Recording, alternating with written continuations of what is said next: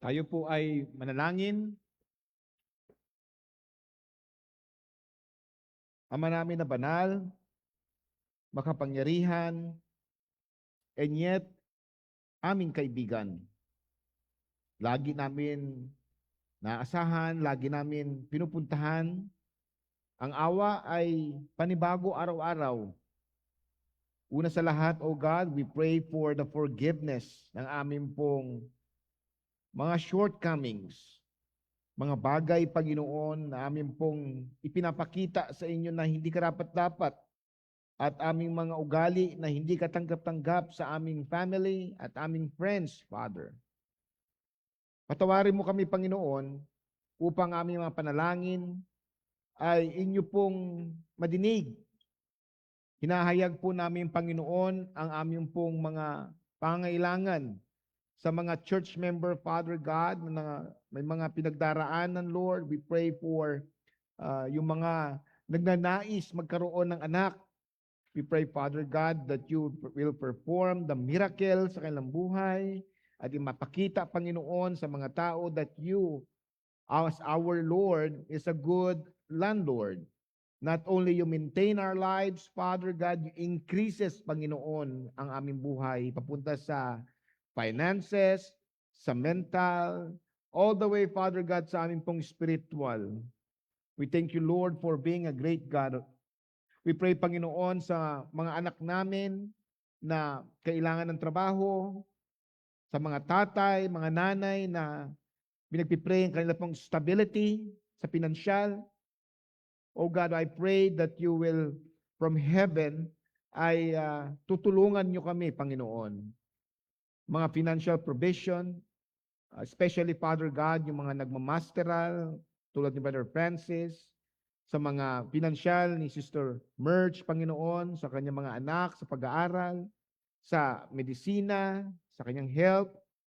Ganon din, Panginoon, kay Sister Juby, sa kanyang panalangin, sa kanyang asawa na nag-travel back and forth sa trabaho, God. We pray, Panginoon, for our good friend, na kanyang kapatid na si Paul Gapud, na meron pong terminal kidney failure, Father God. Sa mga huling sandali, Panginoon, bigyan mo siya ng magandang pakiramdam. And naway ang kanyang testamento, kanyang buhay will be an instrument na marami po ma-encourage that there is God, Panginoon. We pray, Father God, sa good health ng family ng bawat isa, sa mga direction, Panginoon. We pray, Panginoon, sa aming missionary of the month, at si Rex Deliquinia, kasama ng kanyang may bahay. Won't you give him his very needs, Panginoon?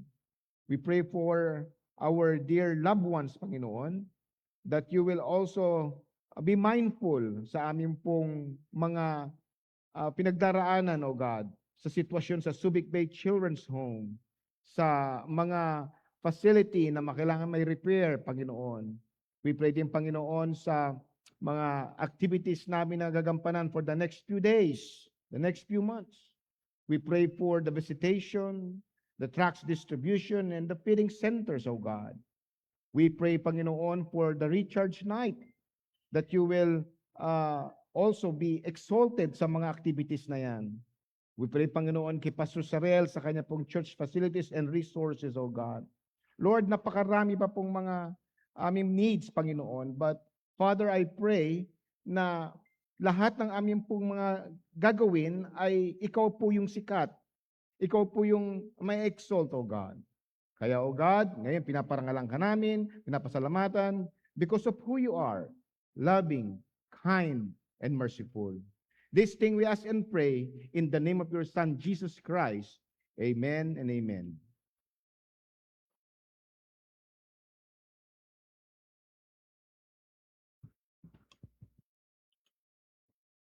If you have your Bible, please open in the book of Revelation, chapter 20, beginning of verse number 11. And the Bible says, "And I saw a great white throne, and him that sat on it, from whose face the earth and the heaven fled away. And there was found no place for them. And I saw the dead, small and great, stood before God. And the books were opened, and another book was opened, which is the book of life. And the dead were judged out of those things which were written in the books according to their works. And the sea gave up the dead which were in it, and death and hell delivered up the dead which were in them. And they were judged every man according to their works. And death and hell were cast into the lake of fire. This is the second death. And whosoever was that found written in the book of life was cast into the lake of fire. May the Lord bless his holy word. Please be seated. Amen. Tawagin po natin yung ating mga men para po sa ating pagbibigayan. Medyo kakaunti po tayo ngayon and understand, wala po tayong talagang maayos na weather. Well, we understand that. So tawagin po natin yung mga men po natin para po sa ating pagbibigayan. Siguro, Brother Ruel, can you help us here? And also Brother Jeremiah, Brother Francis, can you also help? Lagay din tayo ng isang si Samuel. Where's Samuel? Saan si Samuel? Samuel, come up here, Samuel.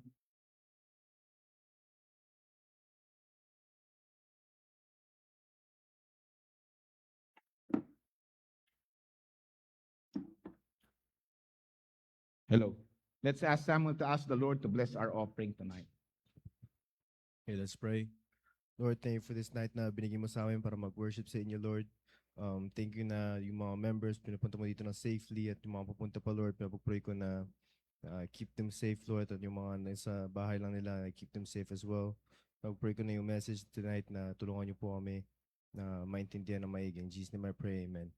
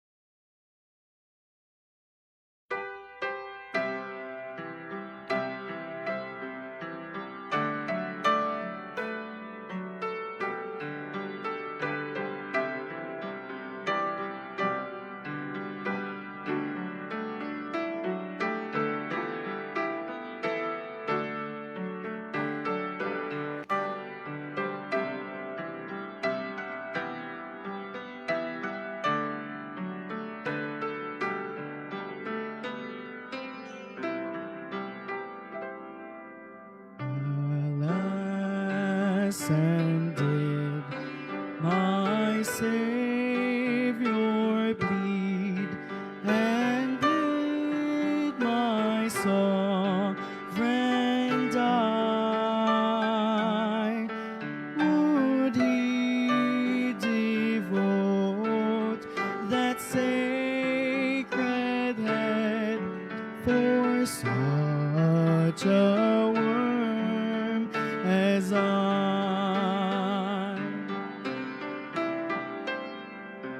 Was it for crimes that I have done?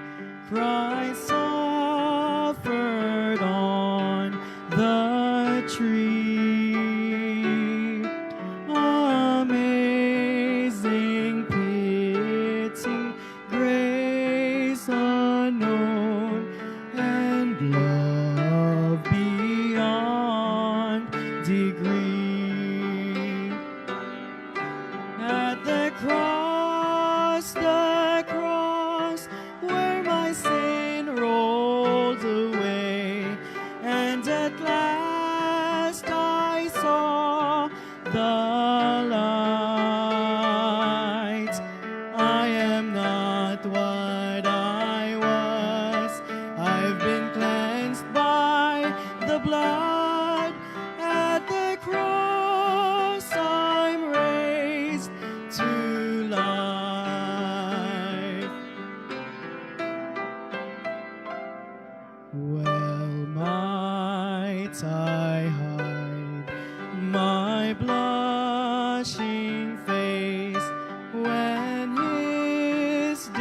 your cross appears. This all my heart in gratefulness, and melt my eyes to tears. At the cross, where my sin rolled away, and at last I saw the light. I am not what I was, I've been cleansed by the blood. At the cross I'm raised to life.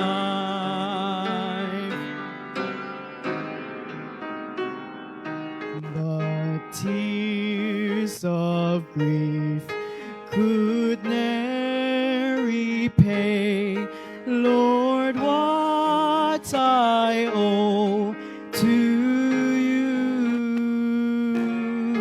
Oh God, I give myself away. 'Tis all that I can do. At the cross, where my sin rolled away, and at last I saw the light.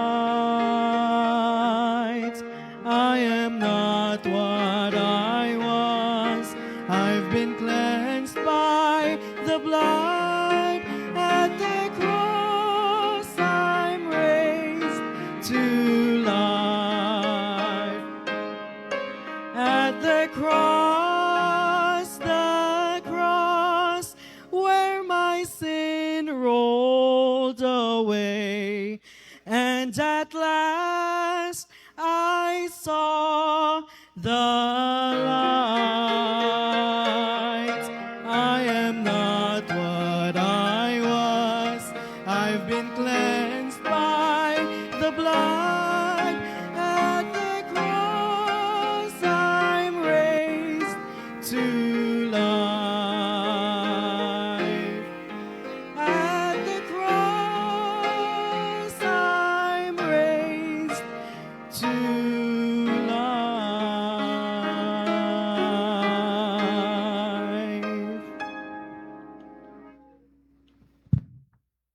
Amen. Let's all stand and turn our attention in Revelation chapter 20, verses 14 and 15. We are going to ask a question tonight and try to answer it.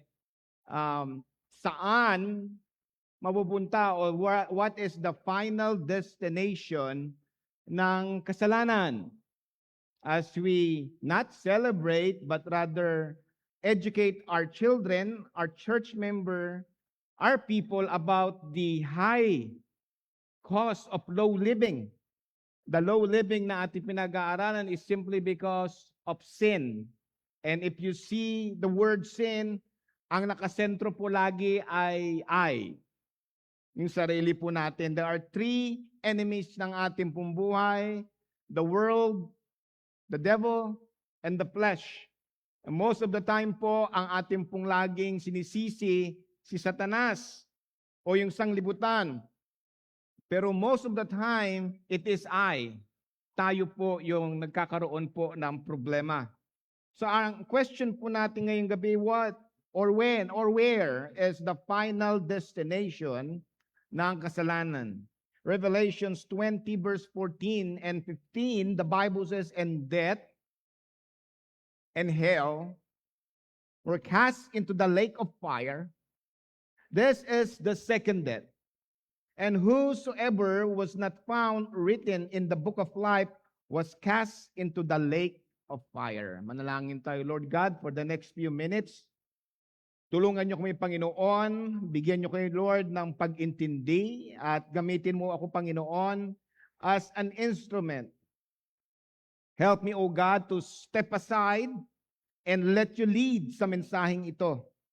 Lord, help us na matapos namin ito ng merong kaming natutunan at ang the last amen has been said, Panginoon, sasabihin po namin, truly it is beneficial, good to be in the house of the Lord. May this message be a warning and also maging means ng soul winning sa mga makinig. If there's someone here tonight, lost and undone, makita po ng bawat isa ang kahalagahan ng kaligtasan na makukuha lamang sa iyong anak na si Jesus na namatay sa cross para bawiin kami, Lord, sa kasalanan. Lord, for the time being, be with us, Panginoon. Again, we need you, we need you, we need you. We need you in our government, we need you in our community, we need you in our church and family. This thing we ask and pray in Jesus' name. Amen. You may be seated po. Kami po ay mga missionary at kami po every now and then ay pupunta sa Amerika upang mag-report sa amin pong mga supporter at yung iba naman po ay naghanap pa ulit ng mga supporter at marami po kaming mga pinagdaraanan. We drive long ways at alam din ng mga missionary dito tulad ng mga local na mga missionary, you called deputation. Pero doon po sa deputation sa mamasa, napakalayo po. You will be driving long hours, at yung mga anak ko, si Hannah, si Tim, si Sam, si Rod, even si Elizabeth, lagi lang sinasabi, are we there yet? Nandiyan na ba? Malapit na ba tayo? Malapit na ba tayo sa ating final destination? Lahat po ng ating pong journey sa buhay ay meron pong pupuntahan. Lahat ng ating pong mga goal, marami pong tayong mga iniisip, and lahat po ito meron pong pupuntahan. And the same thing din po sa ating pong kasalanan, or should we say, the final destination of sin. Actually, meron nga yatang pelikula nito, di ba? The Final Destination tungkol sa kamatayan. Well, yung ating pong destination is inevitable. Ibig sabihin, hindi po natin maiiwasan itong tinatawag na destination po natin. At dito po sa ating binasa in Revelation chapter 20 verse 15, sabi ng salita ng Panginoon na ang tao na hindi sinuko ang kanyang buhay sa Panginoon, na ang tao na may kakayanan upang magsisi at tanggapin ang regalo na inuuko lamang na ating mahal na Panginoon Kristo, He is the way, the truth, and the life, na yung tao na ito, kapag hindi po tumanggap, sabi ng Biblia sa Revelation 20 verse 15, and whosoever was not found written in the book of life was cast into the lake of fire. Nakakalungkot isipin po niyan. Sapagkat ang tinatawag na lake of fire, ito po yung tinatawag na condemnation. Dito po sa ating buhay, we can always have comfort. I remember nung ako'y naglalaro pa nung bata, kapag ako po ay meron kaming laro na touching runner, kapag ikaw ay mahuhuli, nasasabihin natin, madadaya tayo, time first. Pero po sa lake of fire na ito, there will be no time first. It is the final destination ng tinatawag na kasalanan. In verse 12, in the same chapter ng Revelation, the Bible says, and I saw the dead, small and great, stand before God, and the books were open, and another book was open, which is the book of life. And the dead were judged out of those things which were written in the books according to their works. So dito pinakita ang tinatawag na paghuhukom ay according sa ating mga desisyon, according to our works. At dito binigyan po lahat ng tinatawag na balanse at fair ang bawat isa. Look with me, the Bible says, and I saw the dead, small and great. That small and great can be defined financial stability, possession, or position in this world. Na lahat po tayo ay may kakayanan, magsisi, tumanggap.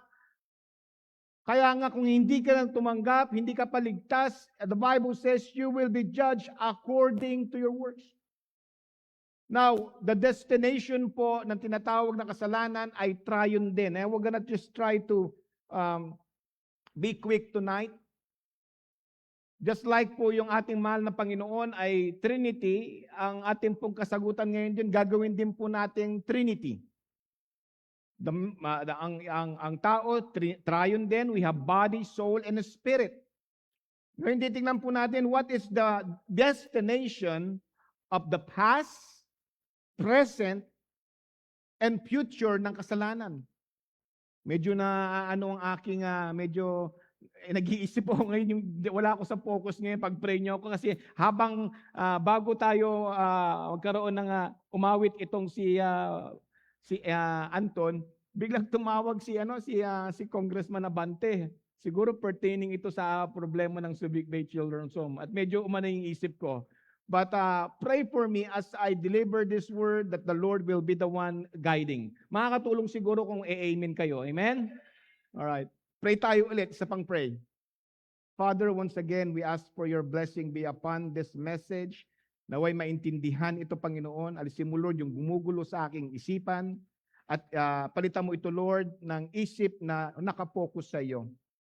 Lord Jesus, nakakalungkot po na isipin na aming mahal sa buhay ay pupunta sa katakot-takot, kahindik-hindik na condemnation na destination.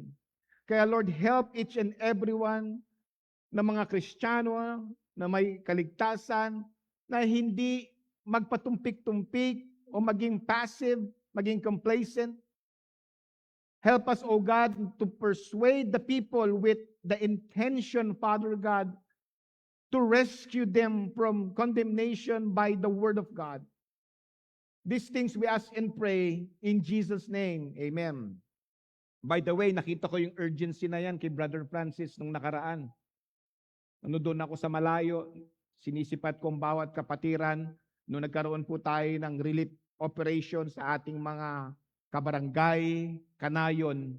Nakita ko yung eagerness ng bawat isa, especially kay Brother Francis, and how he minister sa mga taong hindi ligtas doon po sa ating pong evacuation center. At hindi lang po si Brother Francis, I've seen also the other men.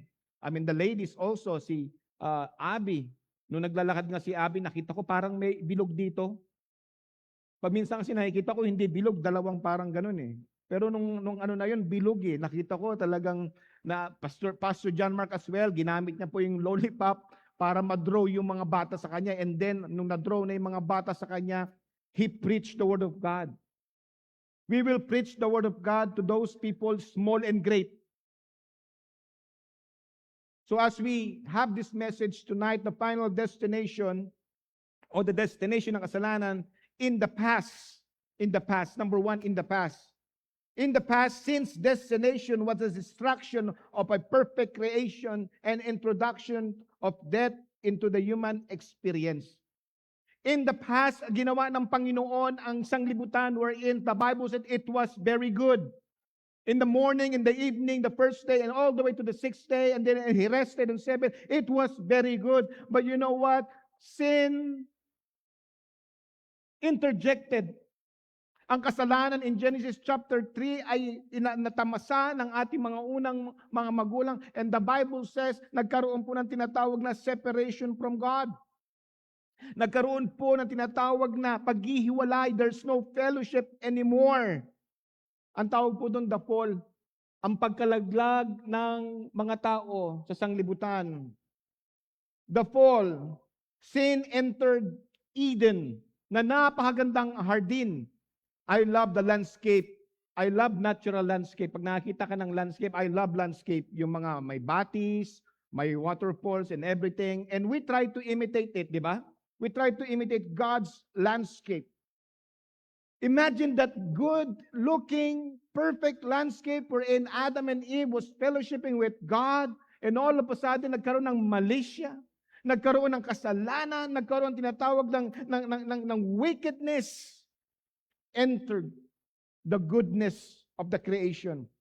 And then from then on, shifting humanity's destination from eternal fellowship sa ating Diyos.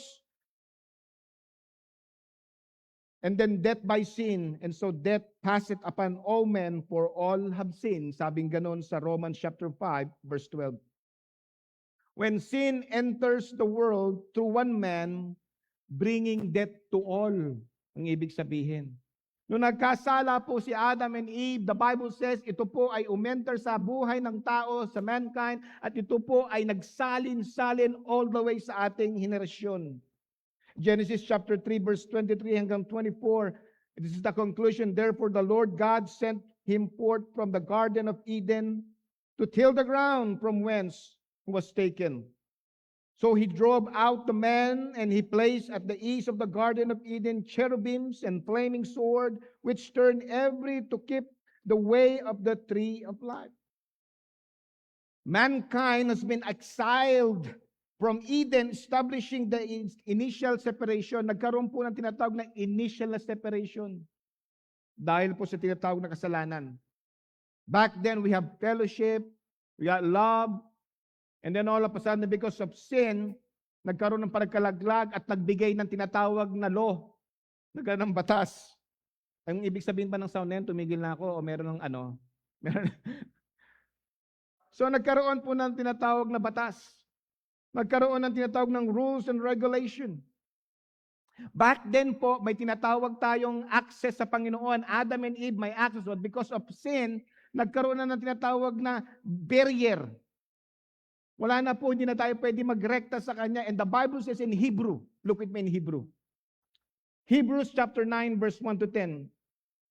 Nagkaroon po ng covenant. Nagkaroon po ng temporary rules and regulation dahil sa kasalanan. Di ba napakahirap nun? Meron kang karelasyon, tapos hindi ka pwede makapasok sa kanya, hindi siya makausap, merong sekretary na nag-iinday, di ba? Kaibigan ko yan eh. Dati yon. Hindi mo na siya kaibigan ngayon. Nagkaroon po tinatawag na priests. Priests are the representation of people to God. The prophet naman is the representation of God to men. In Hebrews chapter 9 verse 1 to 10, nagkaroon po ng regulation ng the Old Covenant prior to the coming of our Lord Jesus Christ. In Hebrews chapter 9 verse 1 to 10, the Bible says, then verily the first covenant had also ordinances of divine service and the worldly sanctuary. For there was a tabernacle made, the first wherein was the candlestick and the table of the showbread, which is called sanctuary. Napuntahan namin ni Analisa po yung design ng tinatawag na, anong tawag na nisa? Yung wherein the Holy of the Holiest, the Ark of the Covenant, ano doon? Yung tinatawag na temple na yan. Dalawa pong lugar noon, isang lugar wherein all the priests can go, and then there is what you call the Holy of the Holiest doon sa loob. At doon po makita po rin may segregation po. Ito binabasa natin, verse 3, and after the second veil, the tabernacle which is called the holiest of all, which had the golden censer and the ark of the covenant overlaid round about with gold, wherein was the golden pot of that had manna, and Aaron's rod that budded, and the tables of the covenant.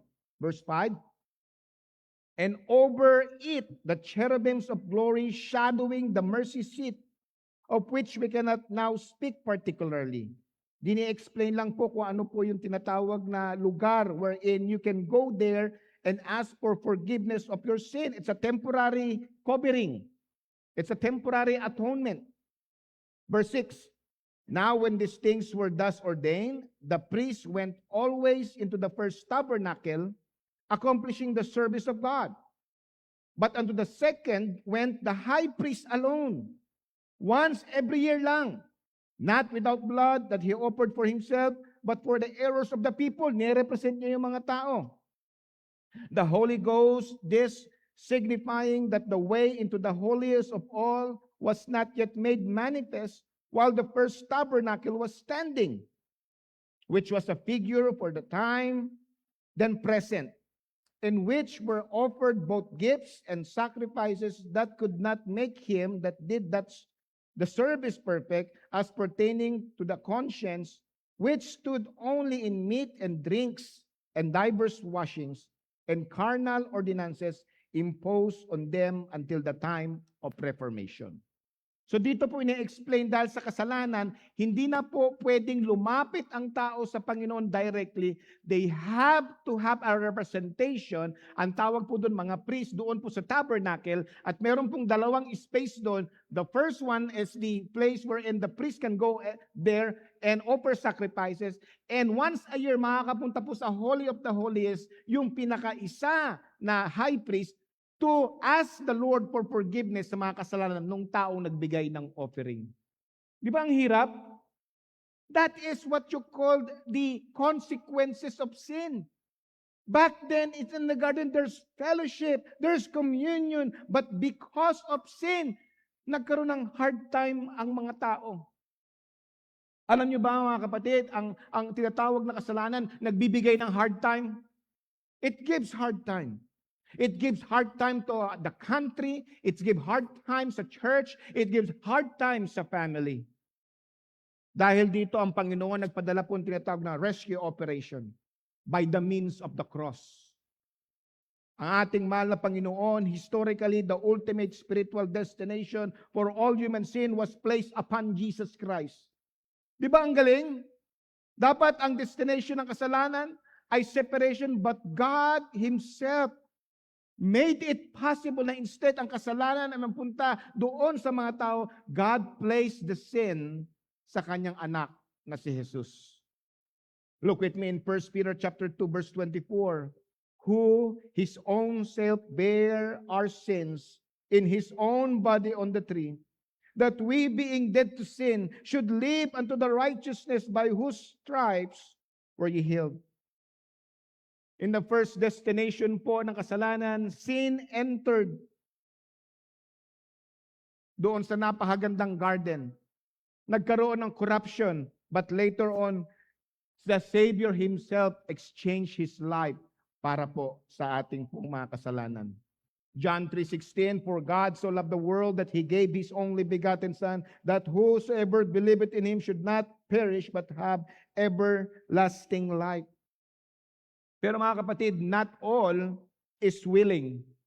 Not all will have the knowledge of the salvation. Pero tingnan po natin, napakabuti po ng ating mahal na Panginoon. Wherein dapat po tayo ay hiwalay sa kanya pong pag-ibig, and yet sending His only begotten Son on the cross, Jesus Christ.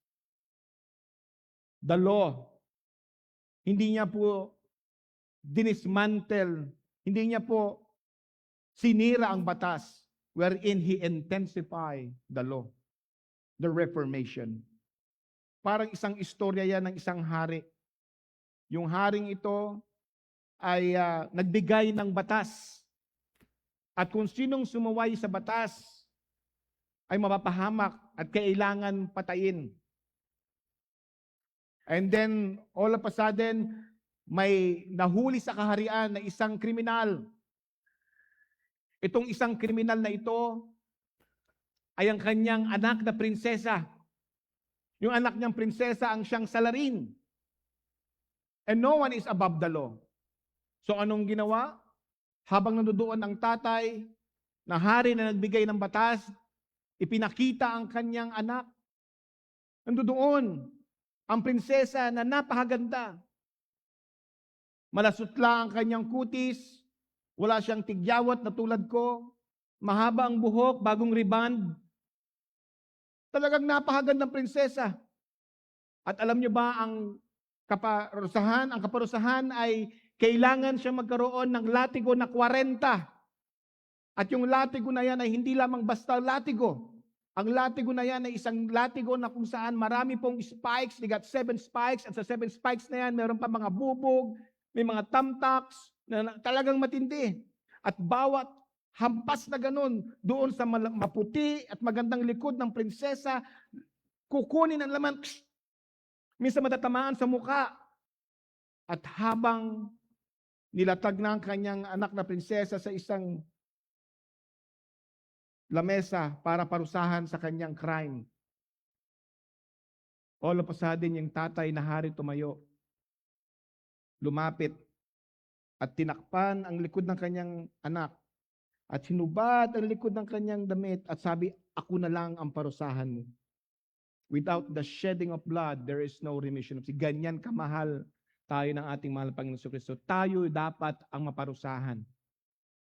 And yet, Jesus Christ, Bible says, shed His blood.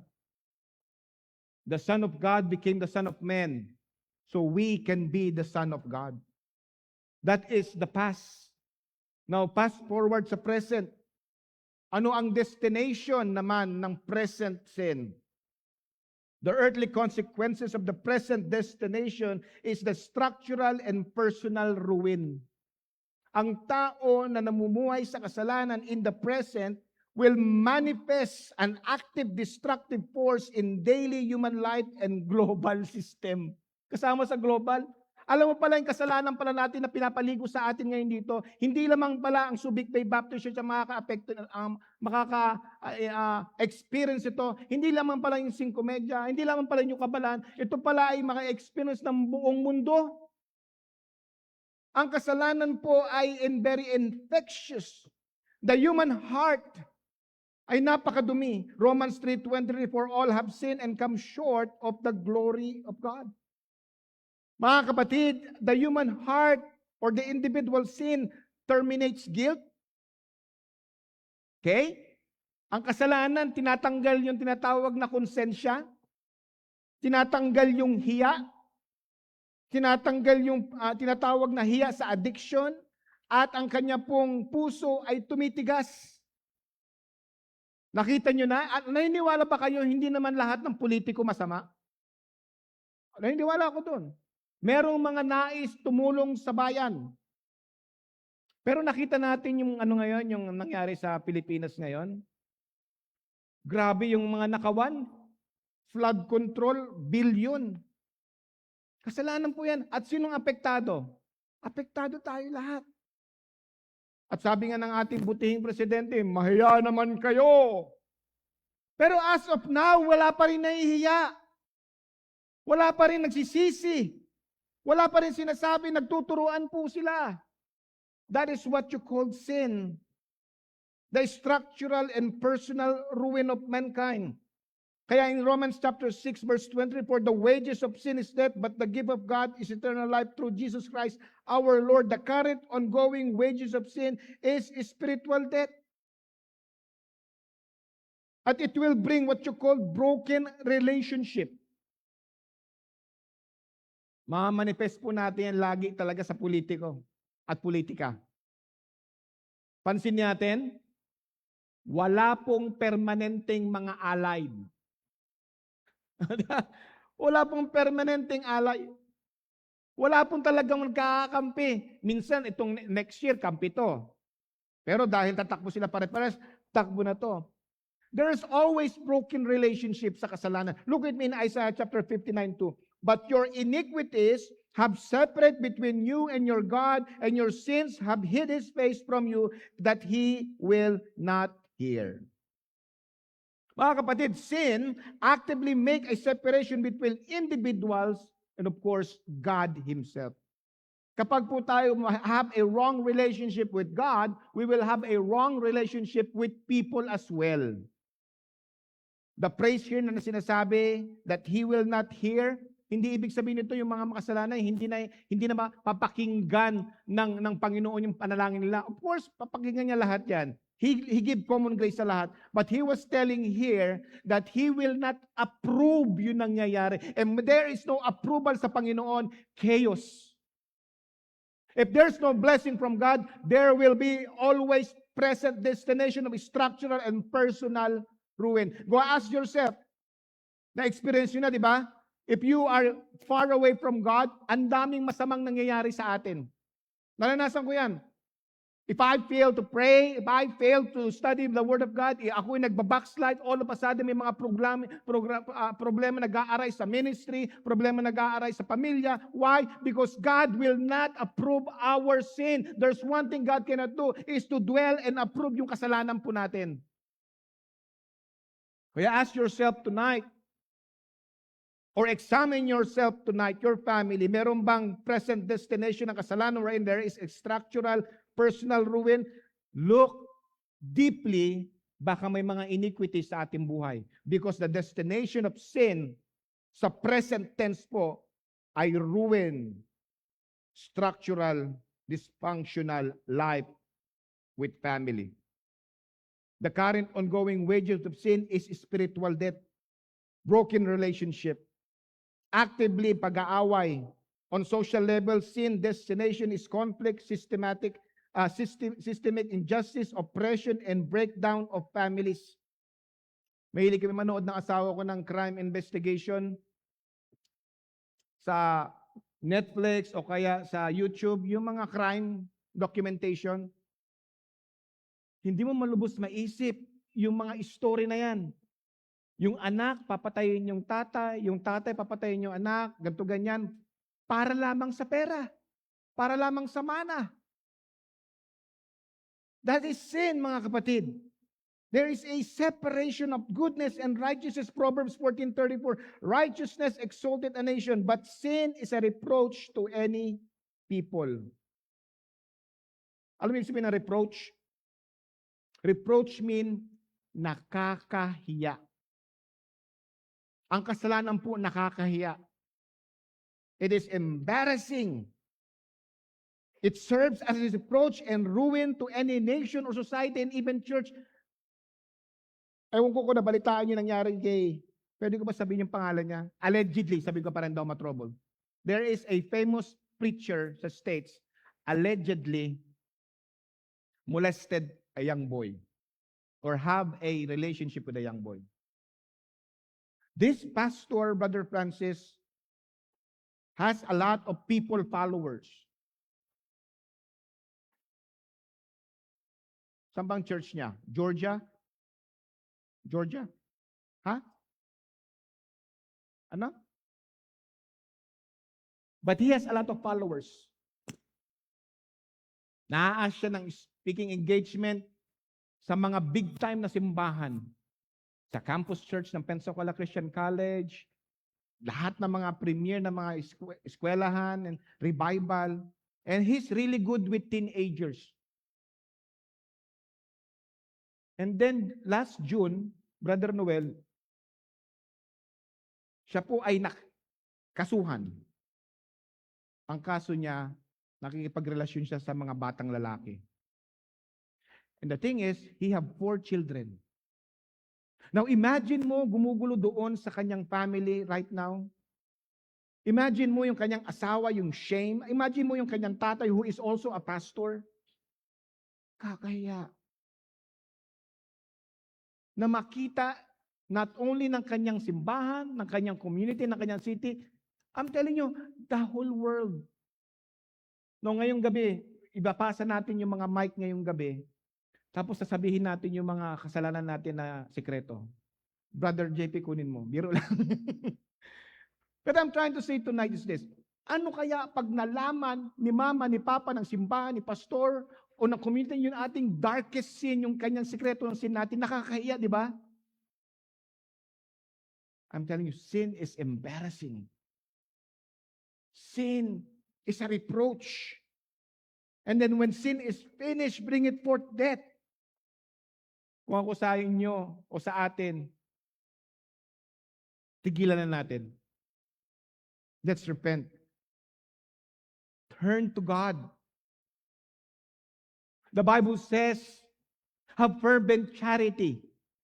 For charity covereth multitude of sin. The word charity there is the ministry of God being just sold out for Him. Pray, minister, Bible reading, meditation, devotion, love for the gospel, love for the ministry, love for God. So in that way, our sin, our iniquities will be forgiven. At huwag na natin pong hintayin yung kahihiyan. You see, the final destination in the past, nagkaroon ng separation, and ang Panginoon kinuha ang kasalanan sa cross, iminigay sa kanyang balikat, namatay sa cross. Pero wala naman lahat na ligtas. Ang ibig sabihin, hindi lahat naligtas. May mga iba pa hindi pa ligtas. At yung hindi pa ligtas, nagkaroon ng tinatawag in present destination is the broken relationship and spiritual separation and embarrassment. And then lastly, not only the final destination in the past, in the present, yung tunay na pupuntahan natin. Can I say this, another P? The prospect. When I say prospect, what awaits me as a sinner in the future? Ano ang naghihintay sa isang tao na makasalanan? The future destination is the final eradication. In the future, sin reaches its absolute endpoint where it is entirely separated from God's new creation.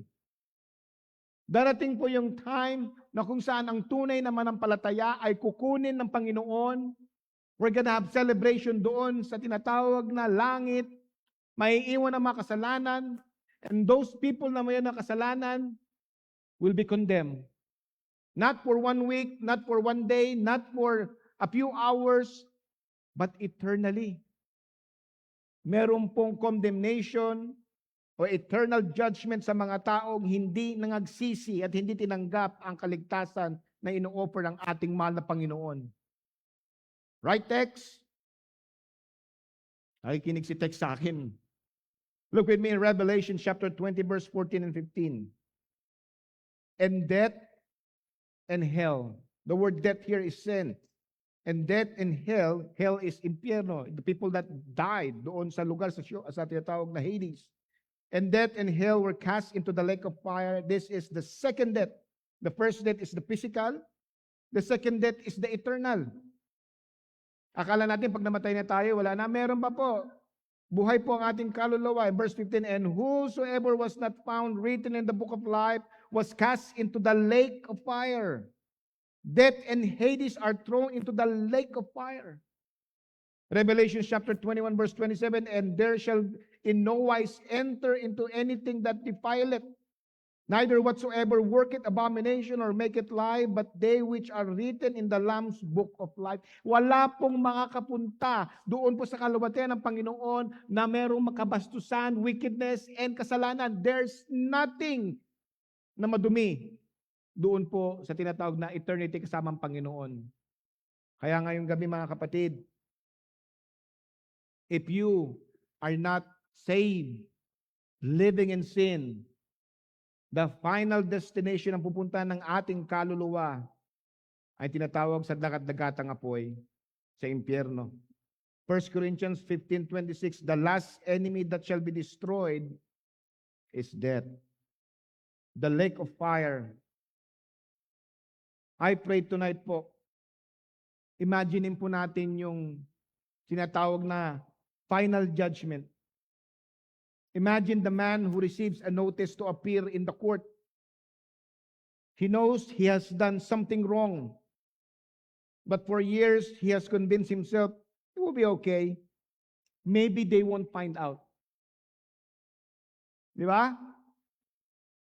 Tinawag ka sa korte, meron kang kaso, alam mo guilty ka, pero iniisip mo, hindi yan. Hindi lang malalaman yan. When the day comes, he walks into the courtroom. The judge enters, and suddenly the room becomes quiet. The evidence is presented. There are no excuses left. He cannot blame someone else. He cannot blame the devil. He cannot blame the society. He cannot blame his situation. Mahirap lang kasi kami. He cannot blame anyone else.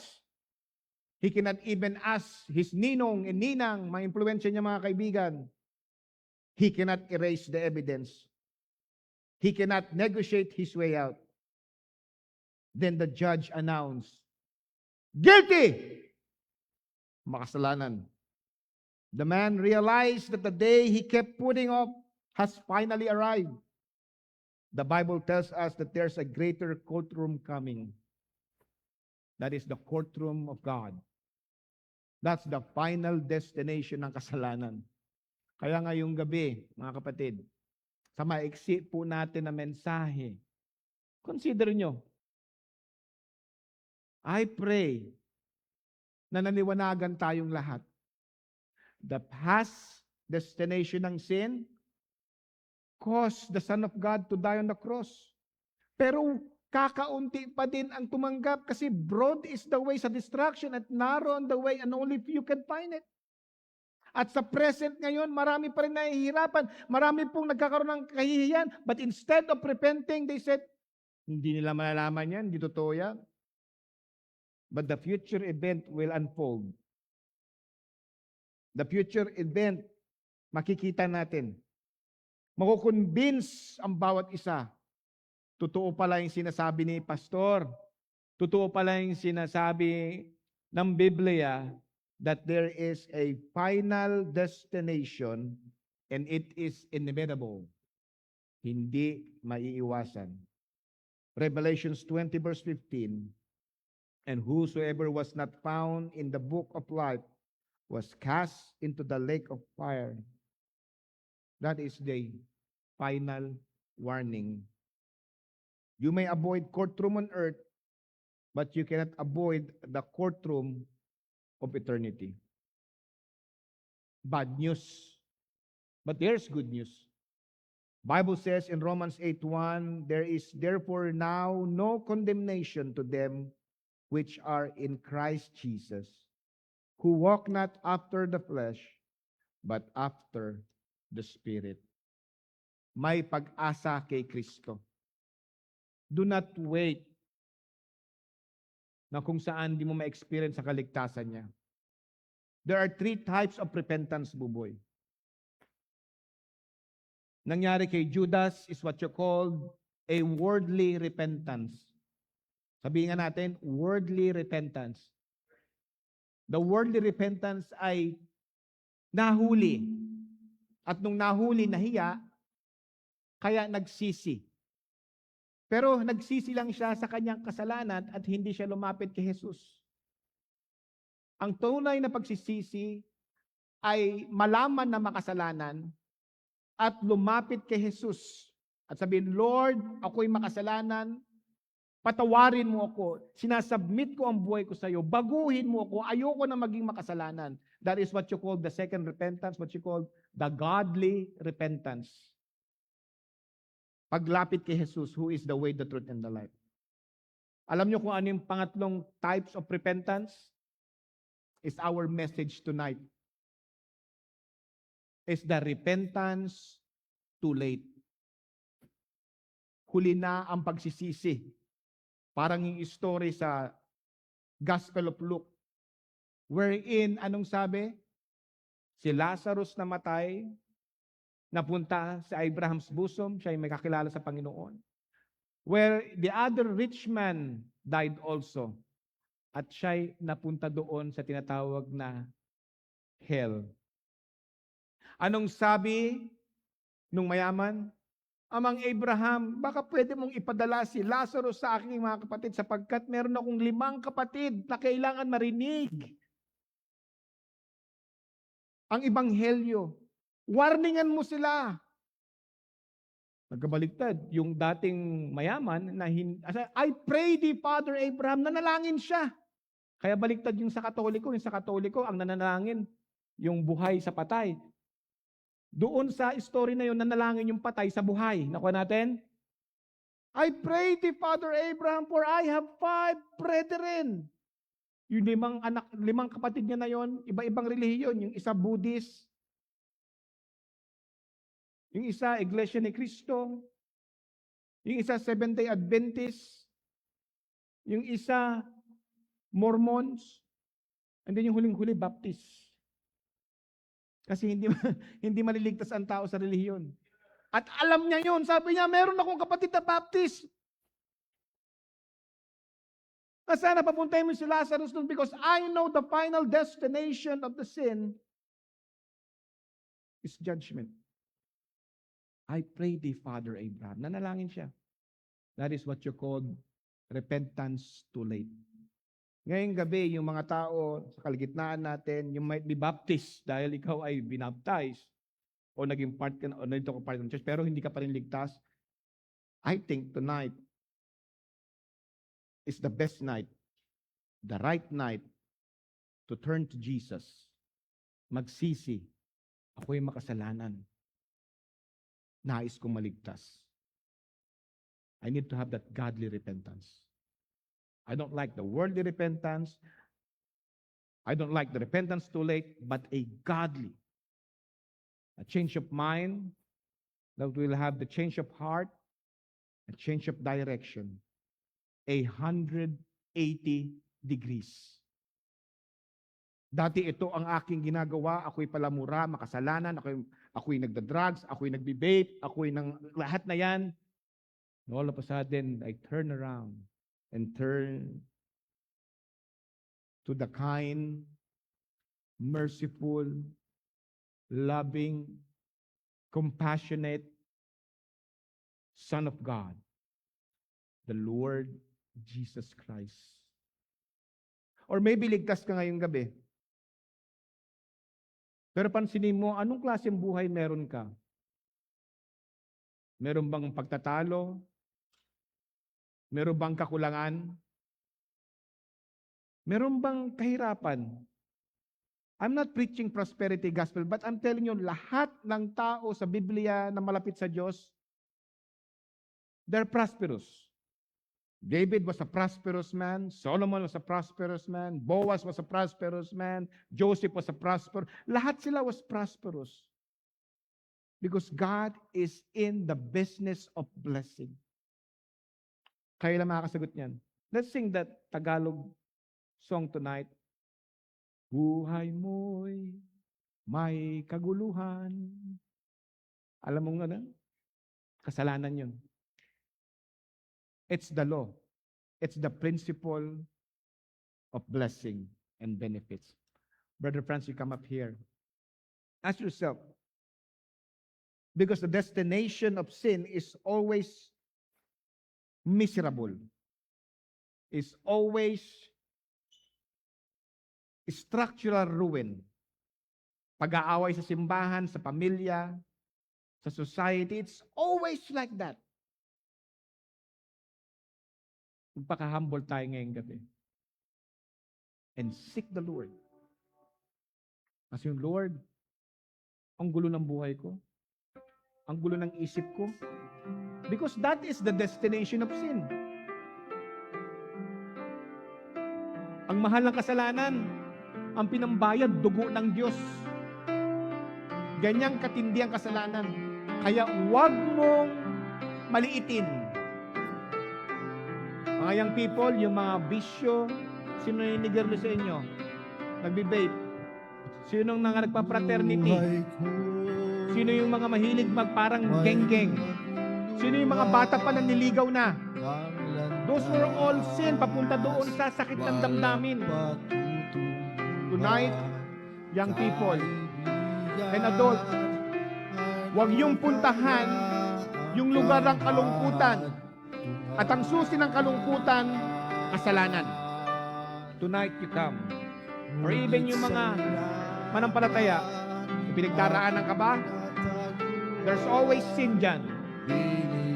It's either self-inflicted or the other people, ibigay mo lahat sa Panginoon niya.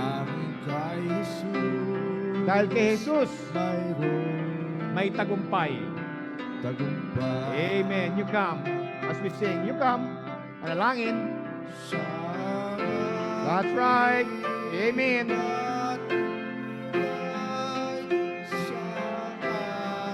You come.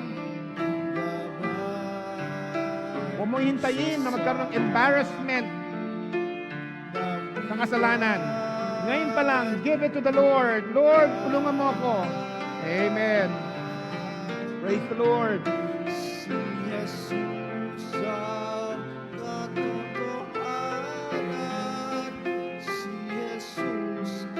Amen.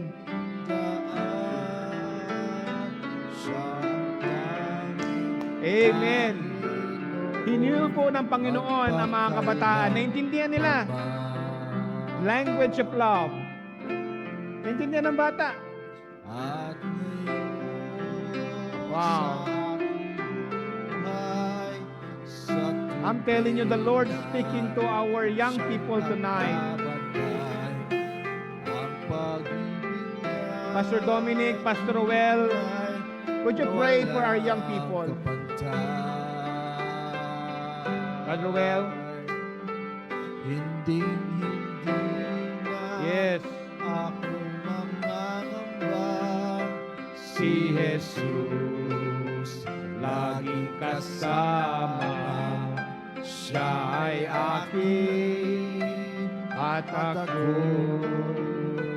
sa Kanya. Siya ang aking, that's right. Patnubay,